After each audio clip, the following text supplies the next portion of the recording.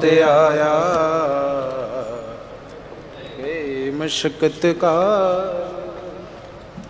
नानक ते खुजले कीती छुट्टी नाल। वाहिगुरु जी का खालसा वाहिगुरु जी की फतेह। सतनाम वाहिगुरु साहिब जी। सतगुर की जिसनो मत आवे सो सतगुर महे समाना। ये बाणी जो जी हों जाने तिस अंतर रवै हर नामा। अमृत बाणी हर हर तेरी सुन सुन होवै परम गत मेरी। जलन बुझी शीतल होए मनुआ सतगुर का दर्शन पाए जियो। बाणी गुरु गुरु है बाणी विच बाणी अमृत सारे। गुरबाणी कह सेवक जन मानै परतख गुरु निस्तारे। सतनाम वाहिगुरु साहिब जी। गौड़ी महला पंजवा। संत की तूर मिटे अग कोट। संत प्रसाद जन्म मरण ते छोट। संत का दर्श पूरन इशनान। संत कृपाति जपिय नाम। रहाउ संत कै संग मिटया अहंकार। दृष्ट आवे सब एकंकार। संत सो प्रसन्न आवे बस पंचा। अमृत नाम हृदय लै संचा। संत सो प्रसन्न आई वस पंचा। अमृत नाम हृदय लै संचा। कहो नानक जां का पूरा कर्मा। तिस भेटे साधु के चरना। कहो नानक जां का पूरा कर्मा। तिस भेटे साधु के चरना।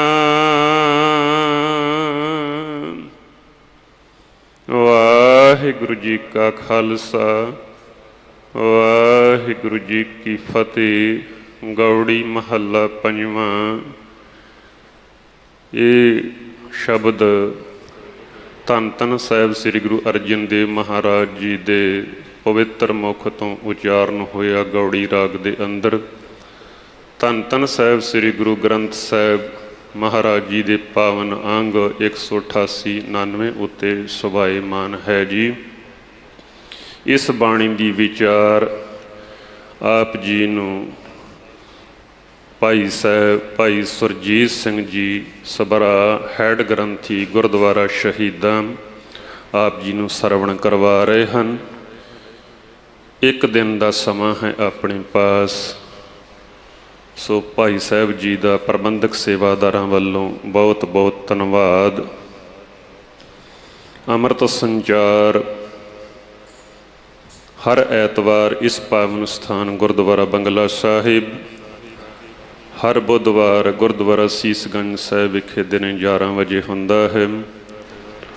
ਸਤਿਕਾਰਯੋਗ ਕਾਰ ਸੇਵਾ ਵਾਲੇ ਮਹਾਂਪੁਰਸ਼ ਗੁਰੂ ਇਤਿਹਾਸਕ ਸਥਾਨਾਂ ਦੀਆਂ ਸੇਵਾਵਾਂ ਕਰਵਾ ਰਹੇ ਹਨ। ਤਨ ਮਨ ਧਨ ਦੇ ਨਾਲ ਸੇਵਾ ਕਰਕੇ ਆਪਣੀ ਮਾਇਆ ਤੇ ਕਾਇਆ ਨੂੰ ਸਫਲੀ ਬਣਾਈਏ। ਆਓ ਅਗਲੇ ਸਮੇਂ ਵਾਸਤੇ ਗੁਰਬਾਣੀ ਦੀ ਵਿਚਾਰ ਸਰਵਣ ਕਰੀਏ ਜੀ। ਵਾਹਿਗੁਰੂ ਜੀ ਕਾ ਖਾਲਸਾ, ਵਾਹਿਗੁਰੂ ਜੀ ਕੀ ਫਤਿਹ। ਸਤਨਾਮ ਵਾਹਿਗੁਰੂ ਸਾਹਿਬ ਜੀ। ਹਮ ਅਵਗੁਣ ਭਰੇ ਏਕ ਗੁਣ ਨਾਹੀ, ਅੰਮ੍ਰਿਤ ਛਾੜ ਬਿਖੈ ਬਿਖ ਖਾਈ। ਮਾਇਆ ਮੋਹ ਭਰਮ ਪੈ ਭੂਲੇ, ਸੁਤ ਦਾਰਾ ਸਿਉ ਪ੍ਰੀਤ ਲਗਾਈ।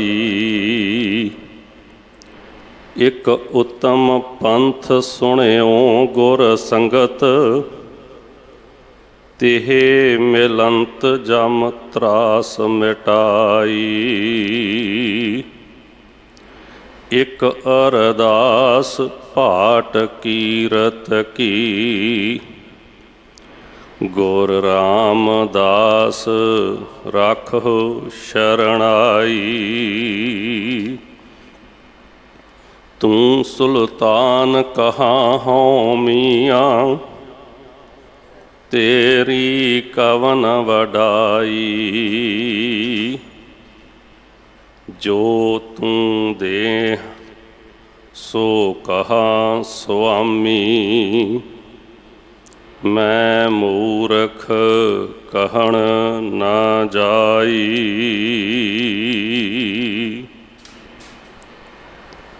ਸਤਨਾਮ ਵਾਹਿਗੁਰੂ ਸਾਹਿਬ ਜੀ।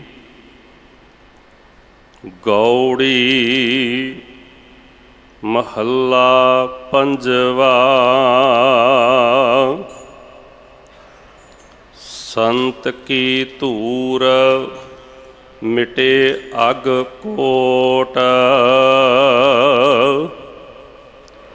ਸੰਤ ਪ੍ਰਸਾਦ ਜਨਮ ਮਰਨ ਤੇ ਛੋਟ। ਸੰਤ ਕੀ ਧੂਰ ਮਿਟੇ ਅਗ ਕੋਟ, ਸੰਤ ਪ੍ਰਸਾਦ ਜਨਮ ਮਰਨ ਤੇ ਛੋਟ। ਵਾਹਿਗੁਰੂ ਜੀ ਕਾ ਖਾਲਸਾ, ਵਾਹਿਗੁਰੂ ਜੀ ਕੀ ਫਤਿਹ।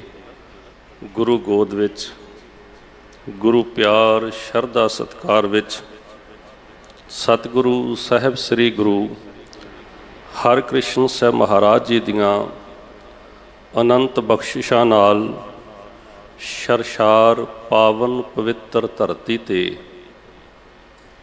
ਨਿਤਾ ਪ੍ਰਤੀ ਦੀ ਤਰ੍ਹਾਂ ਸਤਿਗੁਰੂ ਸਾਹਿਬ ਸ੍ਰੀ ਗੁਰੂ ਗ੍ਰੰਥ ਸਾਹਿਬ ਮਹਾਰਾਜ ਜੀ ਦੀ ਧੁਰ ਕੀ ਬਾਣੀ ਆਈ, ਤਿੰਨ ਸਗਲੀ ਚਿੰਤ ਮਿਟਾਈ।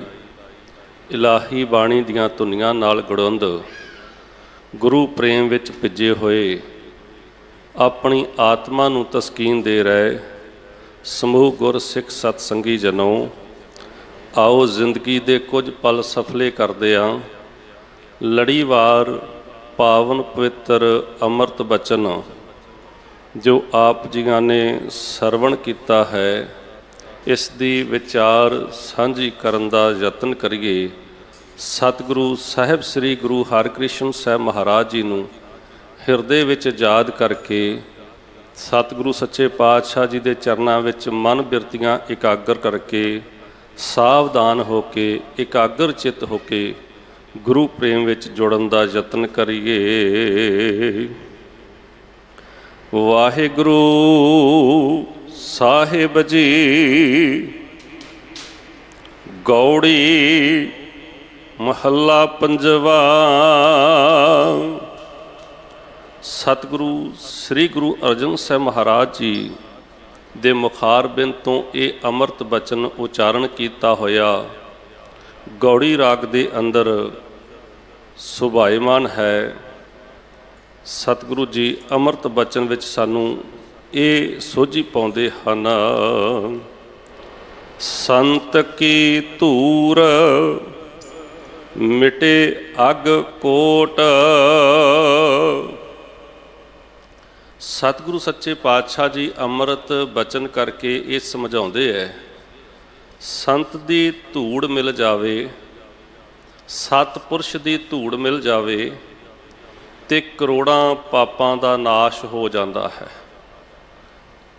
ਸਤਿਗੁਰੂ ਜੀ ਇਹ ਅੰਮ੍ਰਿਤ ਬਚਨ ਵਿੱਚ ਸਾਨੂੰ ਸਮਝਾਉਂਦੇ ਨੇ ਕਿ ਜੇ ਇਸ ਅੰਮ੍ਰਿਤ ਬਚਨ ਵਿੱਚ ਜਿਹੜਾ ਕੋਟ ਸ਼ਬਦ ਹੈ, ਕੋਟ ਸ਼ਬਦ ਕੱਕੇ ਨੂੰ ਹੋੜਾ ਤੇ ਟੈਂਕਾ ਵੀ ਆਇਆ ਹੈ ਇੱਥੇ। ਕੱਕੇ ਨੂੰ ਹੋੜਾ ਤੇ ਟੈਂਕੇ ਨੂੰ ਔਂਕੜ ਵੀ ਆਉਂਦਾ ਹੈ ਤੇ ਕੱਕੇ ਨੂੰ ਹੋੜਾ ਟੈਂਕੇ ਨੂੰ ਸਿਹਾਰੀ ਵੀ ਆਉਂਦਾ ਹੈ। ਜਦੋਂ ਸਾਹਿਬ ਦੇ ਅਸੀਂ ਦਰਸ਼ਨ ਕਰਦੇ ਗੁਰਬਾਣੀ ਵਿੱਚੋਂ ਕੱਕੇ ਨੂੰ ਹੋੜਾ ਟੈਂਕੇ ਨੂੰ ਸਿਹਾਰੀ ਆ ਜਾਵੇ, ਉਹਦਾ ਅਰਥ ਕਰੋੜ ਹੋਏਗਾ। ਇੱਥੇ ਕੱਕੇ ਨੂੰ ਹੋੜਾ ਤੇ ਟੈਂਕਾ ਹੈ। ਕੱਕੇ ਨੂੰ ਹੋੜਾ ਟੈਂਕਾ ਆ ਜਾਵੇ ਜਾਂ ਟੈਂਕੇ ਨੂੰ ਔਂਕੜ ਆ ਜਾਵੇ, ਔਂਕੜ ਆਏਗਾ ਤੇ ਉਹ ਇੱਕ ਵਚਨ ਹੋਏਗਾ ਤੇ ਉਹਦਾ ਅਰਥ ਕਿਲਾ ਹੁੰਦਾ ਹੈ। ਔਰ ਜੇ ਟੈਂਕਾ ਮੁਕਤਾ ਆ ਜਾਵੇ ਤੇ ਇਹਦਾ ਅਰਥ ਕਿਲੇ ਹੋ ਜਾਏਗਾ। ਸਤਿਗੁਰੂ ਧੰਨ ਗੁਰੂ ਅਰਜਨ ਸਾਹਿਬ ਮਹਾਰਾਜ ਜੀ ਅੰਮ੍ਰਿਤ ਬਚਨ ਵਿੱਚ ਸਮਝਾਉਂਦੇ ਨੇ ਕਿ ਜੀਵ ਦੇ ਕਰੋੜਾਂ ਪਾਪਾਂ ਦੇ ਕਿਲੇ ਜਿਹੜੇ ਬਣਾ ਕੇ ਵੱਡੀ ਬਿਲਡਿੰਗ ਦੇ ਅੰਦਰ ਬੈਠਾ ਹੋਇਆ ਹੈ, ਕਰੋੜਾਂ ਪਾਪਾਂ ਦੇ ਜਿਹੜੇ ਕਿਲੇ ਬਣੇ ਆ ਉਹਨਾਂ ਕਿਲਿਆਂ ਵਿੱਚ ਹੈ। ਤੇ ਉਹ ਜਿਹੜੇ ਕਰੋੜਾਂ ਪਾਪਾਂ ਦੇ ਕਿਲੇ ਨੇ, ਜਿਨੇ ਆਪਣੇ ਚਾਰ ਦੀਵਾਰੀ ਪਾਪਾਂ ਦੀ ਕਰਕੇ ਬੈਠਾ ਹੋਇਆ ਹੈ, ਉਹ ਸਾਰੀ ਨਾਸ਼ ਹੋ ਜਾਂਦੀ ਜਦੋਂ ਸਤਿਪੁਰਸ਼ਾਂ ਦੀ, ਜਦੋਂ ਰੱਬ ਰੰਗੀਆਂ ਆਤਮਾਵਾਂ ਦੀ, ਜਦੋਂ ਪਰਮਾਤਮਾ ਨਾਲ ਇੱਕ ਮਿਕ ਹੋਈਆਂ ਰੂਹਾਂ ਦੀ ਸੰਗਤ ਮਿਲ ਜਾਵੇ। ਜਦੋਂ ਉਹਨਾਂ ਦੇ ਸੰਗਤ ਮਿਲਦੀ ਹੈ, ਸਤਿਪੁਰਸ਼ਾਂ ਦੀ ਸੰਗਤ ਵਿੱਚ ਜਾਂਦੇ ਆ ਤੇ ਉਹ ਕਿਲੇ ਸਾਰੇ ਤੈਸ਼ ਨੈਸ਼ ਹੋ ਜਾਂਦੇ ਹੈ, ਨੇਸ ਤੋਂ ਨਬੂਦ ਹੋ ਜਾਂਦੇ ਹੈ। ਸਤਿਪੁਰਸ਼ ਉਹ ਪਾਪਾਂ ਤੋਂ ਛੁਟਕਾਰਾ ਦਿਵਾ ਦਿੰਦੇ ਨੇ। ਇਤਿਹਾਸ ਦੇ ਅੰਦਰ ਇੱਕ ਸਾਖੀ ਆਉਂਦੀ ਹੈ, ਧੰਨ ਸ਼੍ਰੀ ਗੁਰੂ ਰਾਮਦਾਸ ਮਹਾਰਾਜ ਜੀ ਚੌਥੇ ਪਾਤਸ਼ਾਹ, ਜਿਨ੍ਹਾਂ ਦੇ ਦਰ ਘਰ ਦੇ ਸੇਵਕ, ਸੇਵਾ ਨਿਭਾਉਣ ਵਾਲੀ ਰੂਹ, ਬੰਦਗੀ ਕਰਨ ਵਾਲੀ ਰੂਹ, ਇੱਕ ਦਿਨ ਆਪਣੇ ਖੇਤਾਂ ਵਿੱਚ ਖੇਤੀ ਕਰਕੇ, ਕਿਉਂਕਿ ਨਿਤਾ ਪ੍ਰਤੀ ਦਾ ਉਹਨਾਂ ਦਾ ਕਰਮ ਹੈ, ਉਸ ਸਿੱਖ ਦਾ, ਗੁਰੂ ਕੇ ਸਿੱਖ ਦਾ ਕਰਮ ਹੈ ਕਿ ਖੇਤੀ ਕਰਨੀ, ਖੇਤੀ ਕਰਕੇ ਸੇਵਾ ਕਰਨੀ, ਤੇ ਆਪ ਖੇਤਾਂ ਵਿੱਚ ਵੀ ਬੈਠ ਕੇ ਬੰਦਗੀ ਵਿੱਚ ਵਣ ਦੇ ਥੱਲੇ ਬੈਠ ਕੇ ਕਰਨ ਲੱਗ ਜਾਂਦੇ। ਔਰ ਉਸ ਸਿੱਖ ਨੂੰ ਸਤਿਗੁਰੂ ਗੁਰੂ ਅਮਰਦਾਸ ਮਹਾਰਾਜ ਜੀ ਦੀ ਸੰਗਤ ਮਿਲੀ ਤੇ ਇਹ ਸਿੱਖ ਹੈ ਭੈਣੀ ਪਿੰਡ ਦੇ ਰਹਿਣ ਵਾਲਾ। ਉਸ ਭੈਣੀ ਪਿੰਡ ਦੀ ਇੱਕ ਮਾਈ ਨੇ ਧੰਨ ਸ਼੍ਰੀ ਗੁਰੂ ਅਰਜਨ ਸਾਹਿਬ ਮਹਾਰਾਜ ਜੀ ਨੂੰ ਚੂਰੀ ਕੁੱਟ ਕੇ ਖਵਾਈ, ਜਿਸ ਤੋਂ ਨਾਂ ਚੋਲਾ ਸਾਹਿਬ ਪੈ ਗਿਆ। ਇਹ ਜਿਹੜਾ ਚੋਲਾ ਸਾਹਿਬ ਹੈ, ਇਹਦਾ ਪਹਿਲਾ ਨਾਮ ਭੈਣੀ ਸੀਗਾ। ਭੈਣੀ ਦੇ ਰਹਿਣ ਵਾਲਾ ਉਹ ਗੁਰੂ ਕਾ ਸਿੱਖ ਆਪਣੇ ਖੇਤਾਂ ਵਿੱਚ ਵਣ ਦੇ ਥੱਲੇ ਬੈਠਾ ਹੋਇਆ ਬੰਦਗੀ ਕਰਦਾ ਹੈ। ਇੱਕ ਕੋਈ ਚੋਰ ਆਲੀ ਕਲਾਂ ਪਿੰਡ ਕਪੂਰਥਲਾ ਜ਼ਿਲ੍ਹੇ ਦੇ ਵਿੱਚ ਪੈਂਦਾ ਹੈ, ਉੱਥੋਂ ਮੱਝਾਂ ਖੋਲ੍ਹਦਾ। ਅੱਜ ਵੀ ਉੱਥੇ ਗੁਰਦੁਆਰਾ ਬਣਿਆ ਹੋਇਆ ਹੈ ਜਿੱਥੋਂ ਮੱਝਾਂ ਖੋਲ੍ਹਦਾ ਹੈ ਚੋਰ। ਤੇ ਮੱਝਾਂ ਖੋਲ੍ਹ ਕੇ ਜਦੋਂ ਉਹ ਦਰਿਆ ਨੂੰ, ਬਿਆਸ ਨੂੰ ਪਾਰ ਕਰਦਾ ਹੈ, ਪਿੱਛੇ ਵਾਰ ਲੱਗ ਜਾਂਦੀ ਹੈ ਤੇ ਉਸ ਵਾਰ ਤੋਂ ਬਚਣ ਲਈ ਮੱਝਾਂ ਨੂੰ ਉੱਥੇ ਛੱਪੜ ਵਿੱਚ ਵਾੜ ਦਿੰਦਾ ਹੈ। ਆਪ ਉਸ ਸਿੱਖ ਕੋਲ ਚਲਿਆ ਜਾਂਦਾ। ਸਿੱਖ ਦਾ ਨਾਂ ਹੈ ਭਾਈ ਅਦਲੀ ਜੀ। ਭਾਈ ਅਦਲੀ ਜੀ ਦੇ ਕੋਲ ਚਲਿਆ ਜਾਂਦਾ ਕਿ ਮੈਨੂੰ ਬਚਾ ਲਓ। ਤੇ ਸਤਿਗੁਰੂ ਸੱਚੇ ਪਾਤਸ਼ਾਹ ਜੀ ਦੇ ਸਿੱਖ ਦੇ ਕੋਲ ਜਾਣ ਨਾਲ ਵਾਰ ਤੋਂ ਛੁਟਕਾਰਾ ਹੋ ਜਾਂਦਾ। ਔਰ ਇਹ ਵਾਰ ਤੋਂ ਛੁਟਕਾਰਾ ਹੋਣਾ ਤਾਂ ਇੱਕ ਪਾਸੇ ਰਿਹਾ, ਪਾਪਾਂ ਤੋਂ ਵੀ ਛੁਟਕਾਰਾ ਹੋ ਗਿਆ। ਜਿਹੜੀ ਚੋਰੀ ਕਰ ਕਰਕੇ ਆਪਣੇ ਦੁਆਲੇ ਕਿਲੇ ਬਣਾਈ ਜਾ ਰਿਹਾ ਸੀ, ਉਹ ਕਿਲੇ ਵੀ ਨੇਸ ਤੋਂ ਨਬੂਦ ਹੋ ਗਏ। ਉਸ ਦਿਨ ਤੋਂ ਉਹਨੇ ਪਾਪ ਕਰਨੇ, ਚੋਰੀ ਕਰਨੀ ਛੱਡ ਦਿੱਤੀ। ਇਹ ਗੱਲ ਵੱਖ ਹੈ। ਅਸੀਂ ਵੀ ਆਪਣੇ ਦੁਆਲੇ ਅਨੇਕਾਂ ਕਿਲੇ ਬਣਾਏ ਨੇ। ਅਸੀਂ ਵੀ ਰੋਜ਼ ਚੋਰੀ ਕਰੀ ਜਾਂਦੇ ਹਾਂ, ਠੱਗੀ ਮਾਰੀ ਜਾਂਦੇ ਹਾਂ, ਹੇਰਾ ਫੇਰੀ ਕਰੀ ਜਾਂਦੇ ਹਾਂ। ਗੁਰੂ ਦੇ ਸਿੱਖ ਨਹੀਂ ਬਣਦੇ। ਯਾਦ ਰੱਖੋ, ਜਦੋਂ ਅਸੀਂ ਗੁਰੂ ਦੇ ਸਿੱਖ ਬਣ ਜਾਈਏ, ਇਹ ਗੱਲ ਬਣਨੀ ਉਦੋਂ ਹੈ ਜਿਹੜਾ ਸਮਰਪਿਤ ਭਾਵ ਵਿੱਚ ਗੁਰੂ ਦੇ ਹੁਕਮ ਵਿੱਚ ਜ਼ਿੰਦਗੀ ਜੀਣ ਵਾਲਾ ਹੈ, ਜਿਹਨੇ ਗੁਰੂ ਨੂੰ ਸਮਰਪਿਤ ਕੀਤੀ ਹੋਈ ਆਤਮਾ ਹੈ। ਇਹ ਅੱਜ ਦੀ ਤਾਰੀਖ ਵਿੱਚ ਬਹੁਤਾਤ ਸਾਡੇ ਕੁਝ ਵੀਰ ਸੰਤ ਅੱਖਰ ਨਾਲ ਵੀ ਨਫ਼ਰਤ ਕਰਨ ਲੱਗੇ। ਸੰਤ ਹੁੰਦਾ ਹੀ ਨਹੀਂ ਹੈ, ਕਹਿੰਦੇ ਨਹੀਂ ਭਾਈ, ਇੱਦਾਂ ਨਹੀਂ। ਸੰਤ ਹੈ, ਇਸ ਗੱਲ ਤੋਂ ਮੁਨਕਰ ਨਹੀਂ ਹੋ ਸਕਦੇ। ਅਨੇਕਾਂ ਪ੍ਰਮਾਣ ਗੁਰਬਾਣੀ ਵਿੱਚੋਂ ਸਾਨੂੰ ਮਿਲਣਗੇ, ਪਰ ਉਹਦੀ ਇੱਕ ਕਿਰਦਾਰ ਹੈ, ਉਹਦਾ ਇੱਕ ਕਰੈਕਟਰ ਹੈ। ਉਹ ਕਰੈਕਟਰ ਕਿਹੜਾ ਹੈ, ਉਹ ਅਸੀਂ ਅੱਗੇ ਗੁਰਬਾਣੀ ਵਿੱਚ ਸਮਝਣ ਦਾ ਯਤਨ ਕਰਾਂਗੇ। ਸਤਿਗੁਰੂ ਜੀ ਨੇ ਇਸ ਅੰਮ੍ਰਿਤ ਬਚਨ 'ਚ ਕੀ ਕਿਹਾ? ਸੰਤ ਕੀ ਧੂਰ ਮਿਟੇ ਅੱਗ ਕੋਟ। ਕਰੋੜਾਂ ਕਿਲੇ ਜਿਹੜੇ ਬਣੇ ਹੁੰਦੇ ਨੇ, ਜਿਹੜੇ ਕਈ ਤਰ੍ਹਾਂ ਦੇ ਕਿਲੇ ਬਣਾਏ ਨੇ ਪਾਪਾਂ ਦੇ ਆਪਣੇ ਦੁਆਲੇ, ਉਹਨਾਂ ਕਿਲਿਆਂ ਤੋਂ ਜਿਹੜਾ ਹੈ ਛੁਟਕਾਰਾ ਹੋ ਜਾਂਦਾ ਹੈ, ਉਹ ਨੇਸਤੋ ਨਬੂਦ ਹੋ ਜਾਂਦੇ ਹਨ। ਸੰਤ ਪ੍ਰਸਾਦ ਜਨਮ ਮਰਨ ਤੇ ਛੋਟ। ਸੰਤ ਦੀ ਕਿਰਪਾ ਦੁਆਰਾ, ਹੁਣ ਇਸ ਨੂੰ ਆਪਾਂ ਹੋਰ ਸਮਝਣ ਦਾ ਯਤਨ ਕਰੀਏ ਕਿ ਸੰਤ ਕੌਣ ਹੈ। ਜਦ ਤੱਕ ਸਾਨੂੰ ਇਸ ਗੱਲ ਦੀ ਸਮਝ ਨਾ ਲੱਗੀ, ਅਸੀਂ ਭੁਲੇਖਾ ਜ਼ਰੂਰ ਖਾ ਜਾਵਾਂਗੇ। ਅਸੀਂ ਕਿਸੇ ਚੋਲੇ ਵਾਲੇ ਨੂੰ, ਕਿਸੇ ਡੇਰੇਦਾਰ ਨੂੰ, ਕਿਸੇ ਦੇ ਬਹੁਤੇ ਚੇਲਿਆਂ ਤੋਂ ਕਈ ਵਾਰ ਪ੍ਰਭਾਵਿਤ ਹੋ ਕੇ ਹੀ ਅਸੀਂ ਸੰਤ ਮੰਨ ਲੈਂਦੇ ਹਾਂ। ਕਿਸੇ ਬੰਦੇ ਦੇ ਅਸੀਂ ਬਹੁਤਾਤ ਉਹਦੇ ਬਾਹਰ ਦੇ ਪਹਿਰਾਵੇ ਤੋਂ ਹੀ ਅਸੀਂ ਉਸ ਨੂੰ ਸੰਤ ਮੰਨ ਲੈਂਦੇ ਹਾਂ। ਕਈ ਵਾਰ ਉਹਦੀਆਂ ਗੱਡੀਆਂ, ਉਹਦੀ ਪਹੁੰਚ ਕਈ ਵਾਰ ਬਹੁਤ ਦੂਰ ਦੂਰ ਤੱਕ ਹੁੰਦੀ ਹੈ। ਇਹਦੀ ਬੜੀ ਸਰਕਾਰੇ ਦਰਬਾਰੇ ਚੱਲਦੀ ਹੈ, ਅਸੀਂ ਸਰਕਾਰੇ ਦਰਬਾਰੇ ਚੱਲਣ ਵਾਲੇ ਨੂੰ ਸੰਤ ਮੰਨ ਲੈਂਦੇ ਹਾਂ। ਇੱਦਾਂ ਦਾ ਭੁਲੇਖਾ ਖਾ ਜਾਂਦੇ। ਜਿਹਦੇ ਕੋਲ ਬਹੁਤੇ ਡੇਰੇ ਹੋਣ, ਜਿਹਦੇ ਕੋਲ ਬਹੁਤੀਆਂ ਗੱਡੀਆਂ ਹੋਣ, ਜਿਹਦੇ ਕੋਲ ਬਹੁਤੇ ਚੇਲੇ ਹੋਣ, ਜਿਹਦੇ ਕਈ ਤਰ੍ਹਾਂ ਦੇ ਬਾਹਰ ਦੇ ਭੇਖ ਧਾਰਨ ਕੀਤੇ ਹੋਣ, ਅਸੀਂ ਉਸ ਭੇਖ ਨੂੰ ਦੇਖ ਕੇ ਹੀ ਸੰਤ ਸਮਝ ਜਾਂਦੇ ਹਾਂ। ਲੇਕਿਨ ਸਤਿਗੁਰੂ ਸੱਚੇ ਪਾਤਸ਼ਾਹ ਜੀ ਨੇ ਅੰਮ੍ਰਿਤ ਬਾਣੀ ਵਿੱਚ ਸਾਨੂੰ ਕੀ ਸਮਝਾਇਆ?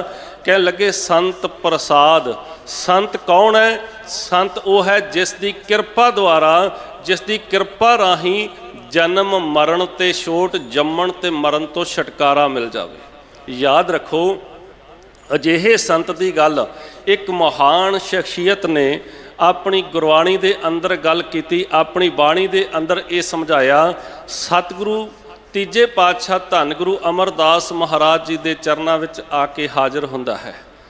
ਹਾਜ਼ਰ ਹੋ ਕੇ ਕਈ ਕਹਿੰਦਾ ਹੈ, ਸਤਿਗੁਰੂ ਧੰਨ ਗੁਰੂ ਅਮਰਦਾਸ ਮਹਾਰਾਜ ਜੀ, ਰਹਿਓ ਸੰਤ ਹਉ ਟੋਲ, ਸਾਧ ਬਹੁਤ ਤੇਰੇ ਡਿੱਠੇ। ਕਹਿੰਦੇ ਮੈਂ ਬੜੇ ਸਾਧ ਦੇਖੇ ਇਸ ਸੰਸਾਰ ਦੇ ਅੰਦਰ, ਜਿਨ੍ਹਾਂ ਨੇ ਬਾਹਰ ਦੇ ਭੇਖ ਧਾਰਨ ਕੀਤੇ ਹੋਏ ਸਨ।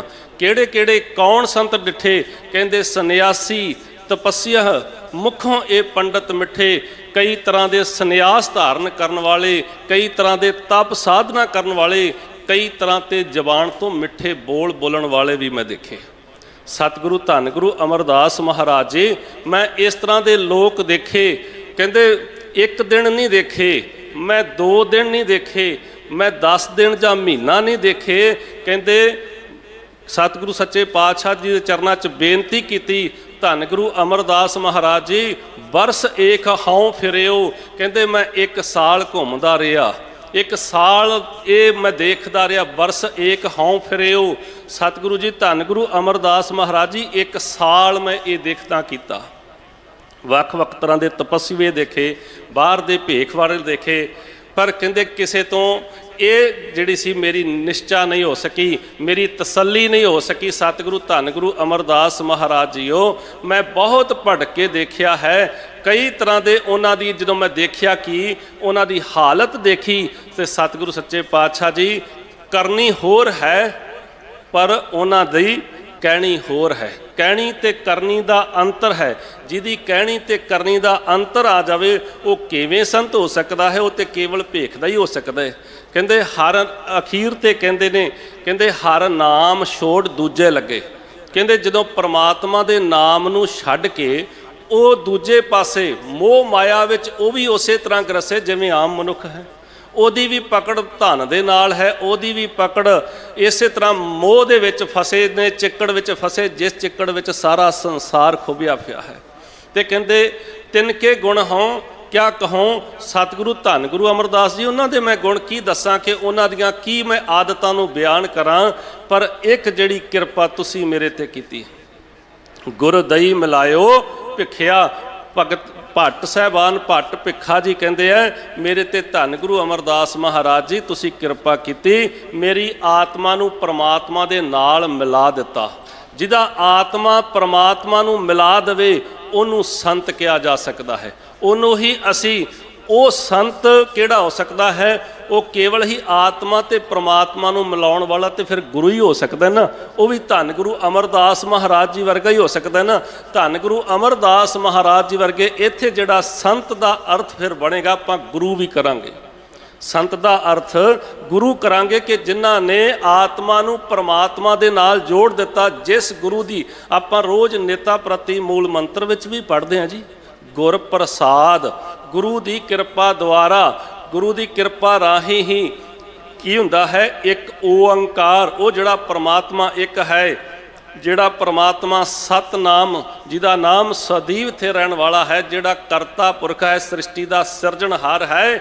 ਤੇ ਉਹ ਜਿਹੜਾ ਪਰਮਾਤਮਾ ਸ੍ਰਿਸ਼ਟੀ ਦਾ ਸਿਰਜਣਹਾਰ ਨਿਰਭਉ ਤੇ ਨਿਰਵੈਰ ਹੈ, ਜਿਹੜਾ ਜੰਮਦਾ ਤੇ ਮਰਦਾ ਨਹੀਂ, ਜਿਹੜਾ ਪਰਮਾਤਮਾ ਤੇ ਸਮੇਂ ਦਾ ਕੋਈ ਅਸਰ ਨਹੀਂ, ਜਿਹਦੀ ਹੋਂਦ ਆਪਣੇ ਆਪ ਤੋਂ ਉਹਦੇ ਨਾਲ ਜਿਹੜਾ ਮਿਲਾਪ ਹੁੰਦਾ ਹੈ, ਉਹ ਗੁਰੂ ਦੀ ਕਿਰਪਾ ਦੁਆਰਾ ਹੀ ਹੋਏਗਾ ਨਾ। ਸਤਿਗੁਰੂ ਜੀ ਕੀ ਕਹਿੰਦੇ ਹੈ?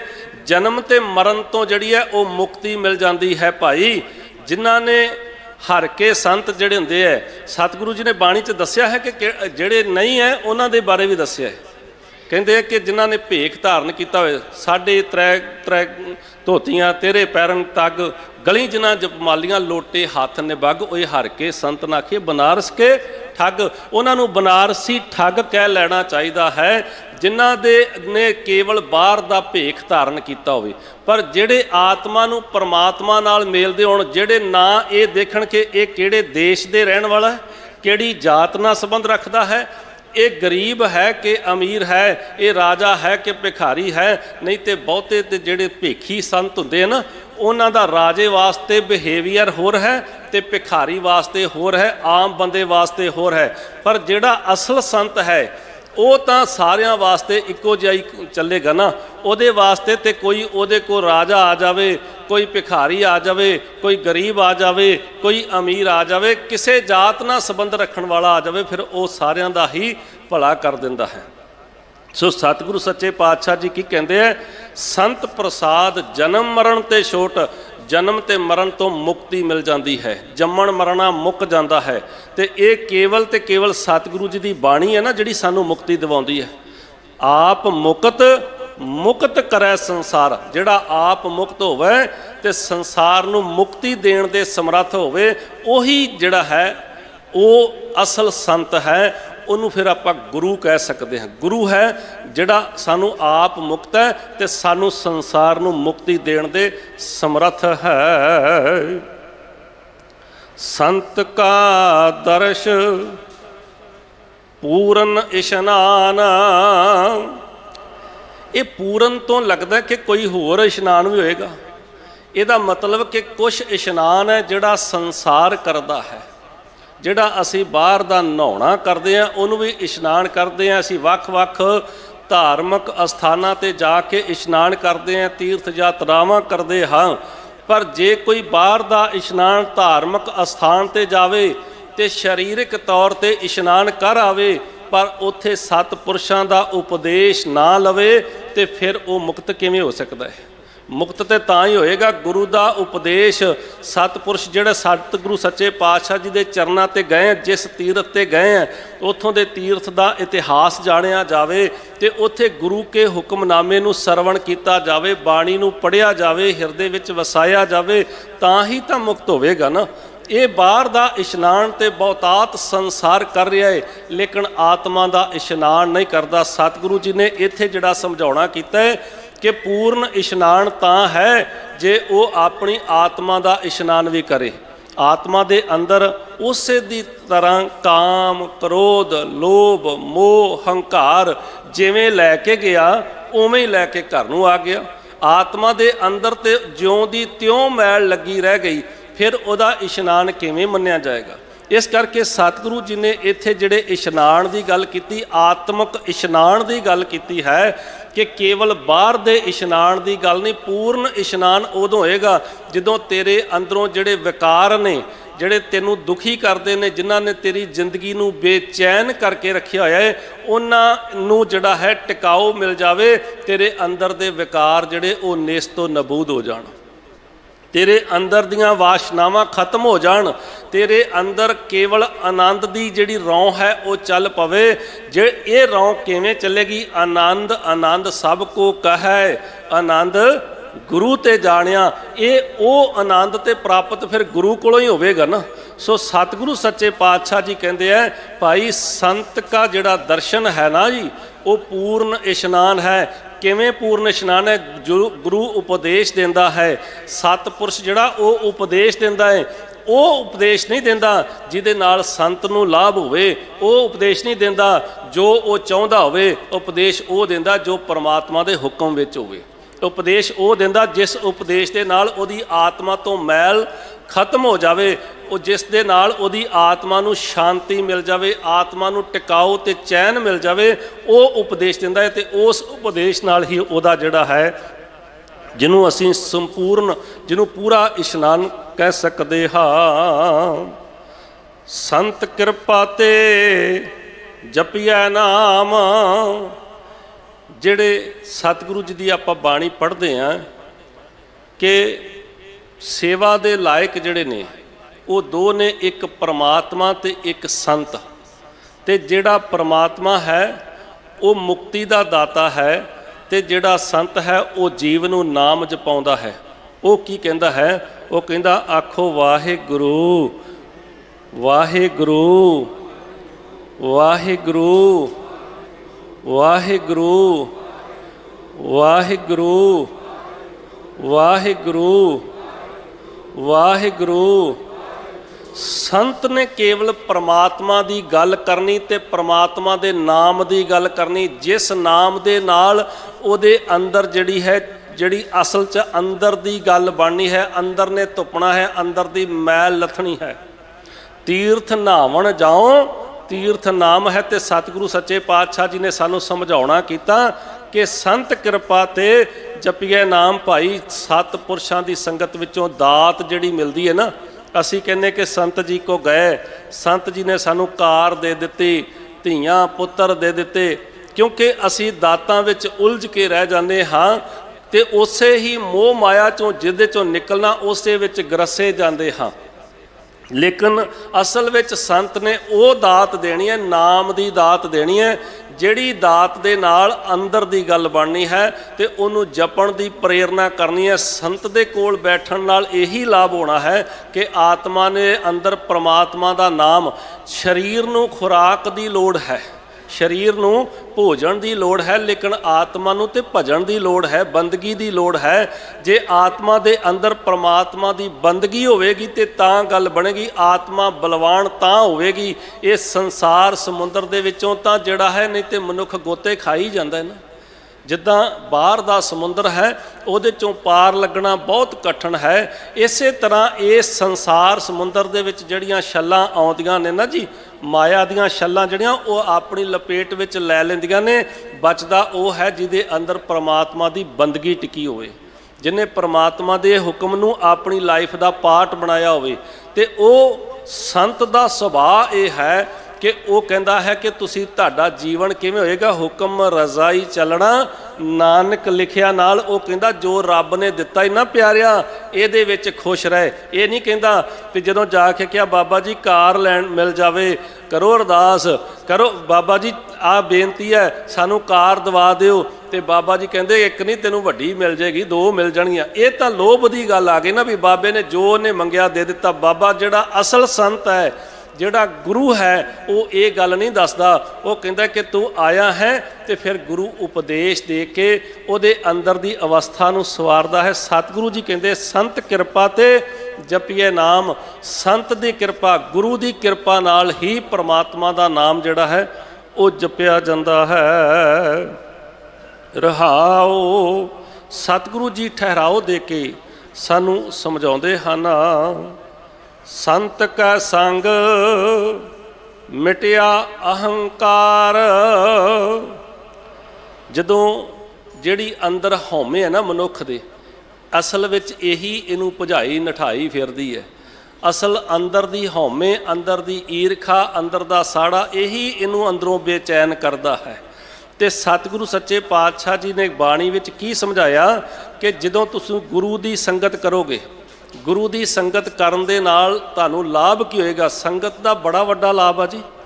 ਜਿਵੇਂ ਕਿ ਉੱਚੀਆਂ ਪਹਾੜੀਆਂ ਤੇ ਜਾ ਕੇ ਦੇਖੋਗੇ ਨਾ, ਤੇ ਸੁਗੰਧੀਦਾਰ ਬੂਟੀਆਂ ਦੀ ਸੰਗਤ ਕਰਨ ਵਾਲੇ ਘਾਹ 'ਚੋਂ ਵੀ ਸੁਗੰਧੀ ਆਉਣ ਲੱਗ ਜਾਂਦੀ ਹੈ।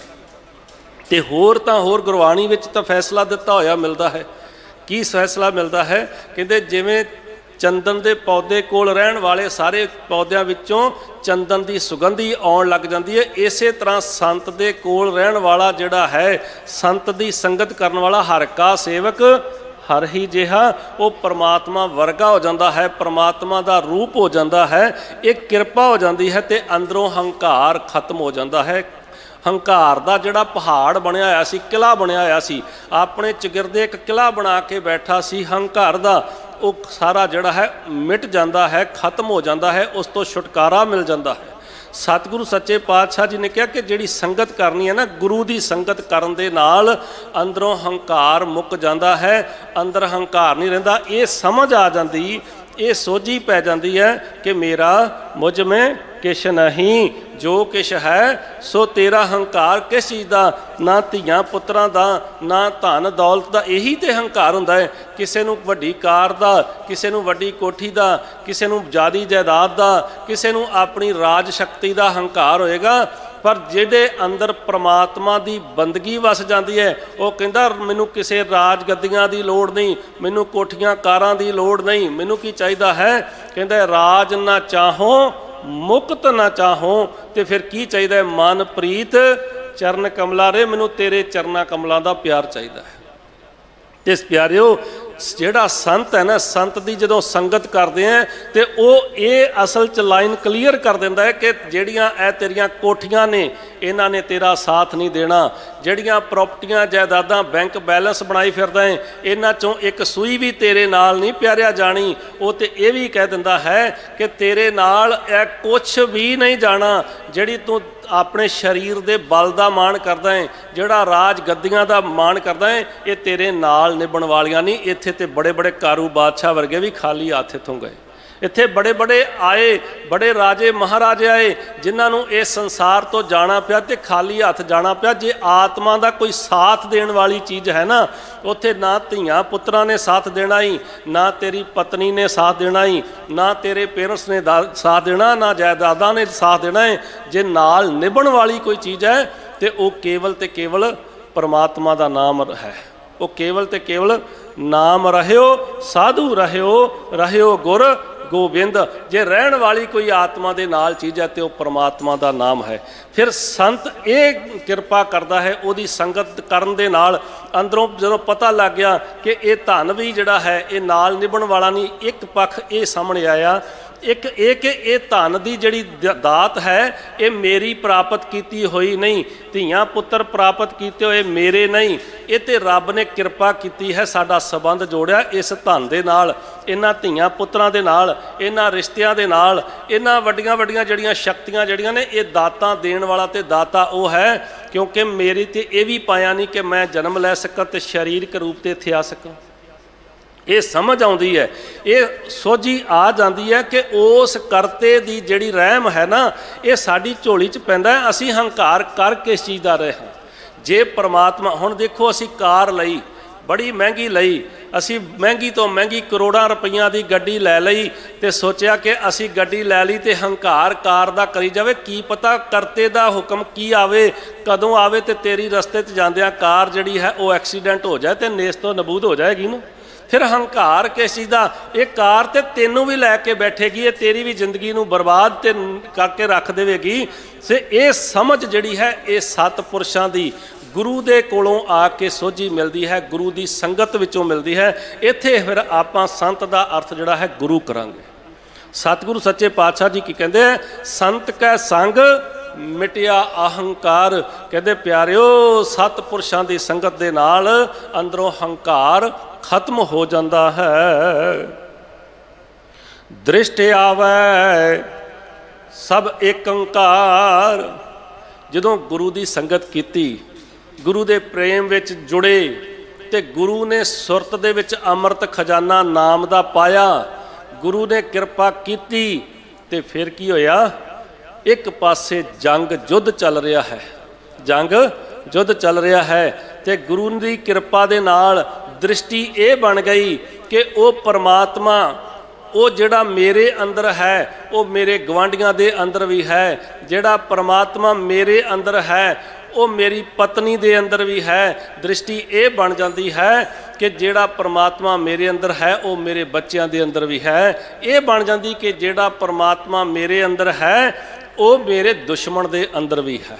ਇੱਥੋਂ ਤੱਕ ਦੀ ਸੋਝੀ ਆ ਜਾਂਦੀ ਹੈ। ਇਹ ਪਤਾ ਲੱਗ ਜਾਂਦਾ ਕਿ ਉਹ ਪਰਮਾਤਮਾ ਘਟ ਘਟ ਮੈਂ ਹਰ ਜੂ ਬਸੈ, ਸੰਤਨ ਕਹਿਓ ਪੁਕਾਰ। ਸੰਤਾਂ ਨੇ ਦੱਸ ਦਿੱਤਾ, ਉਹ ਪਿਆਰਿਆ, ਜਿਹੜਾ ਪਰਮਾਤਮਾ ਤੇਰੇ ਅੰਦਰ ਵਸਦਾ ਏ ਇਹ ਤੇਰੇ ਦੁਸ਼ਮਣ ਦੇ ਅੰਦਰ ਵੀ ਵਸਦਾ ਹੈ। ਇਹ ਭੁਲੇਖਾ ਅੰਦਰੋਂ ਦੂਰ ਕਰ ਦੇ। ਤੇ ਜਦੋਂ ਇਹ ਪਤਾ ਲੱਗ ਗਿਆ, ਮਨ ਤੂੰ ਜੋਤ ਸਰੂਪ ਹੈ, ਆਪਣਾ ਮੂਲ ਪਛਾਣ, ਤੇ ਜਦੋਂ ਆਪਣੇ ਦੀ ਪਹਿਚਾਣ ਕੀਤੀ, ਜਦੋਂ ਇਹ ਪਹਿਚਾਣ ਹੋਈ ਕਿ ਉਹ ਪਰਮਾਤਮਾ ਜਿਹੜਾ ਮੇਰੇ ਅੰਦਰ ਹੈ ਉਹ ਮੇਰੇ ਦੁਸ਼ਮਣ ਦੇ ਅੰਦਰ ਵੀ ਹੈ, ਤੇ ਫਿਰ ਮਸ਼ਕ ਪਾਣੀ ਦੀ ਚੁੱਕ ਕੇ ਉਹ ਲੜਾਈ ਦੇ ਮੈਦਾਨੇ ਜੰਗ ਵਿੱਚ ਪਿਲਾਉਣ ਤੁਰ ਪੈਂਦਾ ਹੈ। ਇਹ ਅਵਸਥਾ ਬਣ ਜਾਂਦੀ ਹੈ, ਇਹ ਉਹ ਰੂਪ ਬਣ ਜਾਂਦਾ ਹੈ। ਤੇ ਜਦੋਂ ਸ਼ਿਕਾਇਤ ਹੁੰਦੀ ਹੈ ਨਾ, ਜਦੋਂ ਸ਼ਿਕਾਇਤ ਹੋਈ ਤੇ ਦੂਸਰੇ ਸੰਤ ਬ੍ਰਹਮ ਗਿਆਨੀ ਕੋਲ ਆਇਆ, ਸੰਤ ਕੋਲ ਆਇਆ। ਸੰਤ ਕਹਿ ਲਈਏ ਨਾ ਜੀ, ਧੰਨ ਗੁਰੂ ਗੋਬਿੰਦ ਸਿੰਘ ਸਾਹਿਬ ਮਹਾਰਾਜ ਜੀ ਵੀ ਸੰਤ ਨੇ ਨਾ।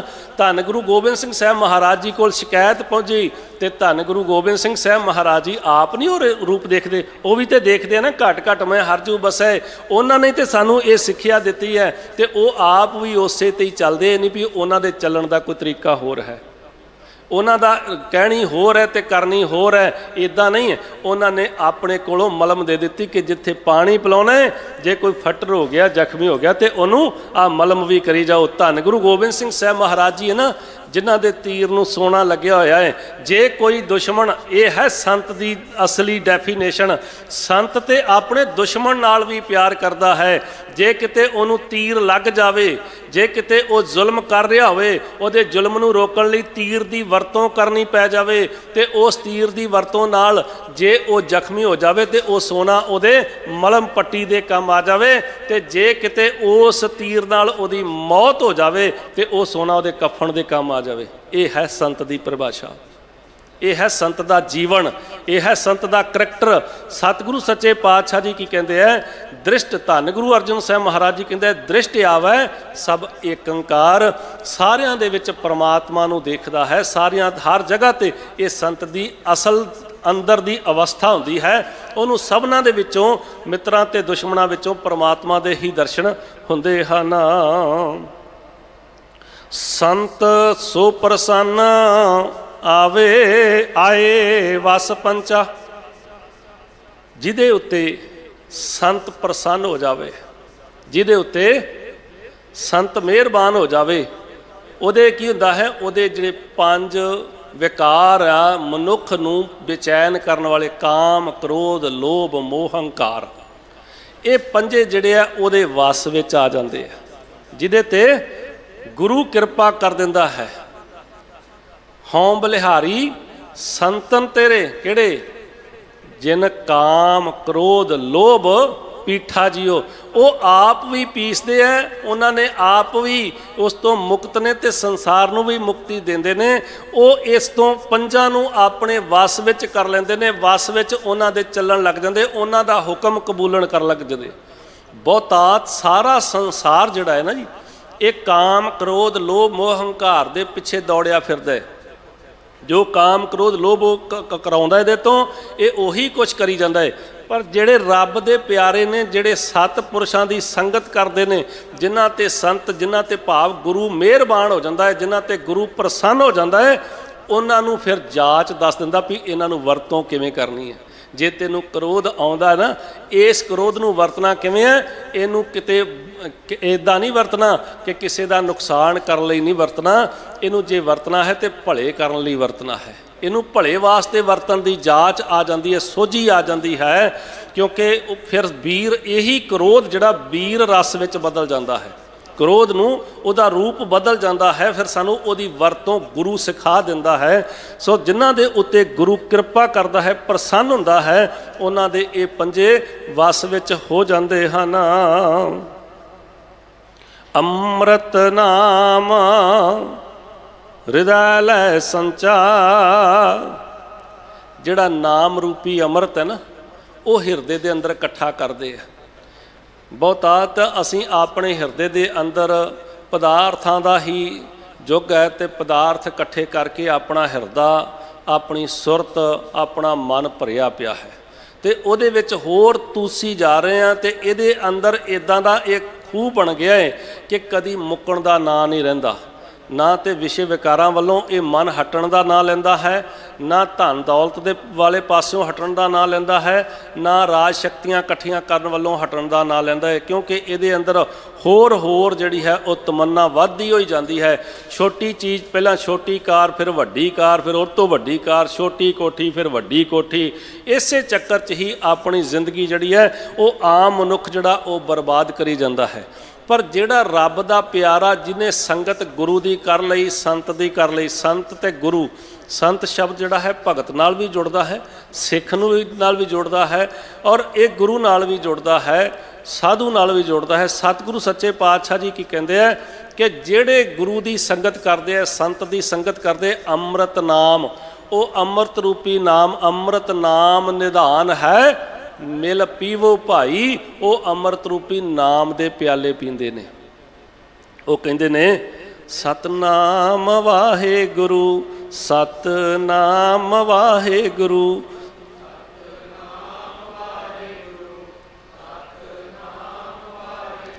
ਸਤਨਾਮ ਵਾਹਿਗੁਰੂ, ਸਤਨਾਮ ਵਾਹਿਗੁਰੂ।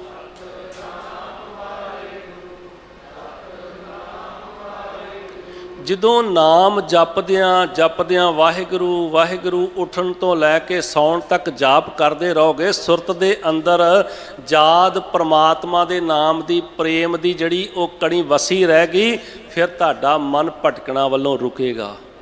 ਕਿਉਂਕਿ ਇਹਦੇ ਵਿੱਚ ਤੇ ਦੋ ਹੀ ਚੀਜ਼ਾਂ ਵਸਣੀਆਂ ਹੈ ਨਾ, ਹਉਮੈ ਨਾਵੇਂ ਨਾਲ ਵਿਰੋਧ, ਦੋਏ ਨਾ ਵਸੇ ਇੱਕ ਠਾਏ।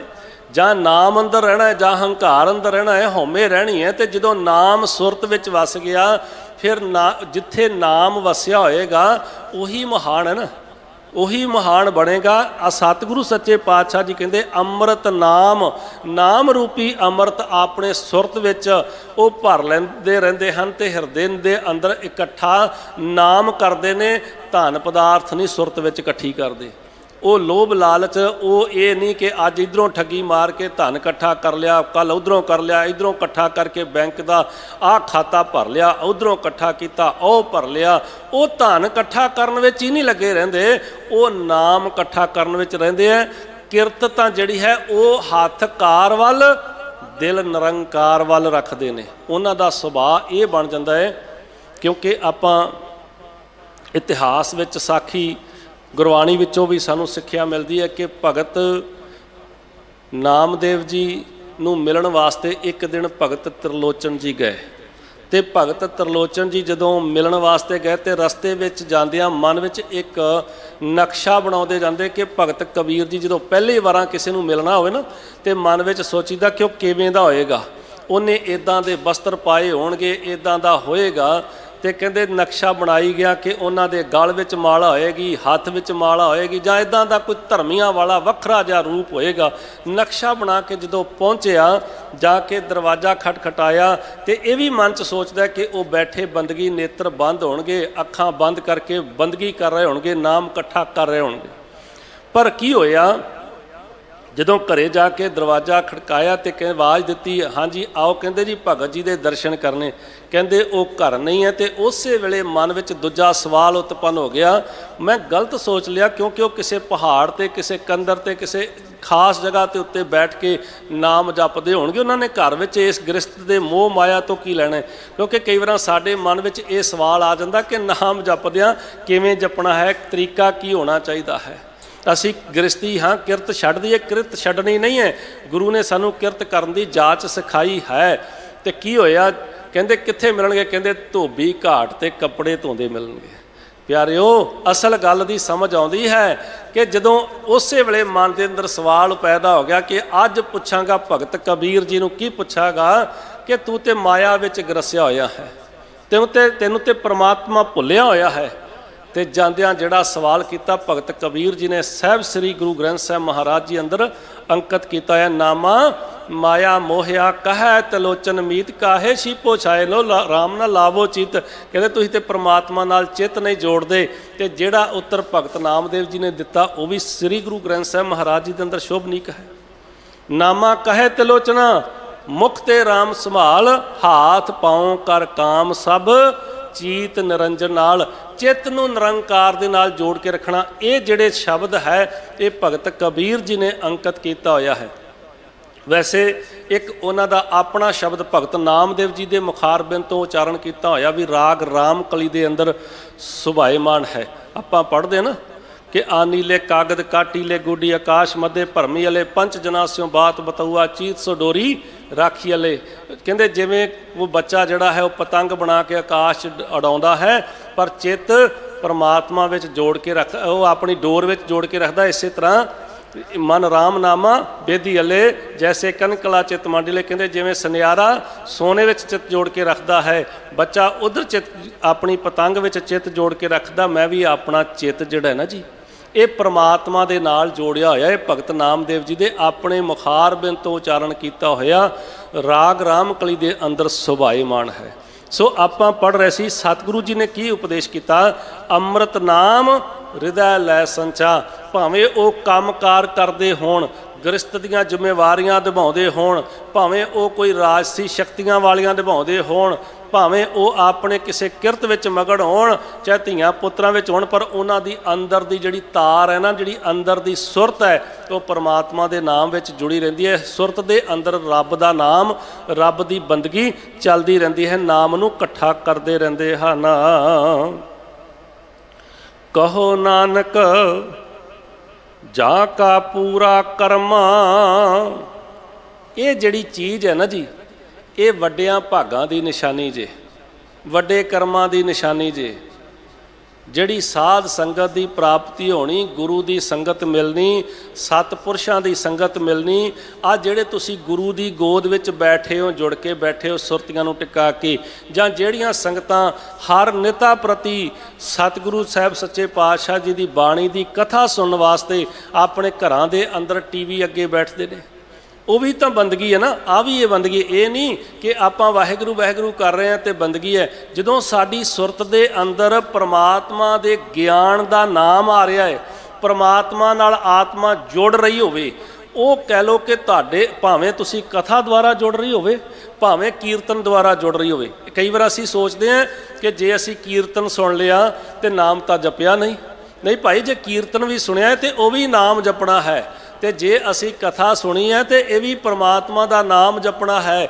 ਪਰ ਇੱਕ ਗੱਲ ਯਾਦ ਰੱਖਿਓ, ਕਥਾ ਦੇ ਵਿੱਚੋਂ ਉਹ ਗੱਲਾਂ ਨਹੀਂ ਸੁਣਨੀਆਂ ਜਿਹੜੀਆਂ ਕਥਾ ਦੇ ਅੰਦਰ ਕੱਚੀਆਂ ਪਿੱਲੀਆਂ ਗੱਲਾਂ ਹੋਣ, ਜਾਂ ਈਰਖਾ ਦਵੈਸ਼ ਵਾਲੀਆਂ ਗੱਲਾਂ ਹੋਣ। ਅੱਜ ਕੱਲ੍ਹ ਤੇ ਮਾਫੀ ਮੰਗਾ, ਕੁਝ ਮੇਰੇ ਵੀਰ ਹੀ ਨੇ, ਸੱਜਣ ਹੀ ਨੇ, ਜਿਹੜੇ ਕਈ ਵਾਰ ਕਥਾ ਦੇ ਵਿੱਚ ਵੀ ਕੱਚੀਆਂ ਪਿੱਲੀਆਂ ਗੱਲਾਂ, ਈਰਖਾ ਤੇ ਦਵੈਸ਼ ਵਾਲੀਆਂ ਗੱਲਾਂ ਮੈਂ ਕਈ ਵਾਰ ਦੇਖਦਾ, ਮੇਰਾ ਮਨ ਕਈ ਵਾਰ ਬੜਾ ਪਰੇਸ਼ਾਨ ਹੁੰਦਾ ਹੈ। ਗੁਰੂ ਦੀ ਗੋਦ ਵਿੱਚ ਬੈਠ ਕੇ ਗੁਰੂ ਦੇ ਸੰਦੇਸ਼ ਤੋਂ ਬਾਹਰ ਕਿਵੇਂ ਚਲੇ ਜਾਂਦੇ ਆ, ਇਹ ਹੀਆ ਕਿਵੇਂ ਪੈਂਦਾ ਹੈ। ਅਸਲ ਵਿੱਚ ਕਦੀ ਕਦੀ ਮਹਿਸੂਸ ਹੁੰਦਾ ਹੈ ਕਿ ਅਜੇ ਥੋੜ੍ਹੀ ਜਿਹੀ ਹੋਰ ਬੰਦਗੀ ਕਰਨ ਦੀ ਲੋੜ ਹੈ। ਕਿਉਂਕਿ ਜੇ ਗੁਰੂ ਦੀ ਗੋਦ ਵਿੱਚ ਬੈਠ ਕੇ ਗੱਲ ਗੁਰੂ ਦੀ ਨਹੀਂ, ਵਡਿਆਈ ਗੁਰੂ ਦੀ ਨਹੀਂ, ਉਸਤਤ ਗੁਰੂ ਦੀ ਨਹੀਂ, ਜੇ ਉਸਤਤ ਬੰਦਿਆਂ ਦੀ ਕਰ ਰਹੇ ਹਾਂ ਤੇ ਸਮਝ ਲੈਣਾ ਕਿ ਅਸੀਂ ਗੁਰੂ ਦੀ ਗੋਦ 'ਚ ਬੈਠ ਕੇ ਬੰਦਿਆਂ ਦੀ ਉਸਤਤ ਕਰ ਰਹੇ ਹਾਂ, ਅਸੀਂ ਕਿਤੇ ਨਾ ਕਿਤੇ ਮਿਸਟੇਕ ਕਰ ਰਹੇ ਹਾਂ।